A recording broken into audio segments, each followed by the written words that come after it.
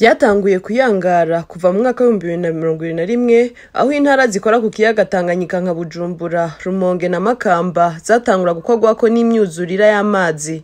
Mu mezi y'ukwa kane n'ukwa gatanu uwo mwaka nyene abantu bagera ku 22,580 vyabaye ngombwa ko bahunga barati zabo barahunga iyo myuzurira. Amazu yari ku nkengera z'ikiyaga Tanganyika akaba yaratwawe cane mu ntara ya Bujumbura na Rumonge. Amakartier nka Buyenzi, Kabondo, Kinindo na Kibenga hakaba ariyo yakozweko cane, harimwo n'amashure, ibibanza vy'ibirori bisigaye biri mu mazi y'ikiyaga. Ivyo bigatuma ubuzima bw'abanyagihugu busubira inyuma, eka n'abana ntibasubire kuronka aho bigira. Ikivuko ca Bujumbura carakozweko cane, cose ubu kikaba kibarizwa mu mazi, ibikorwa vyaco vyarungururijwe ahandi.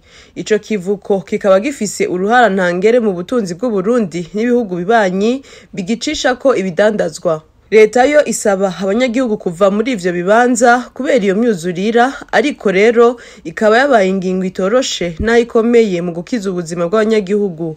Leta ariko iragirizwa kugira uruhara muri ayo makuba abanyagihugu barimwo mu kudafata ingingo zibereye, eka no mu gutanga ibibanza ku banyagihugu itaravye ko ivyo bibanza bishobora kubatera ingorane muri kazoza canke itaravye amategeko agenga gukingira ibidukikije.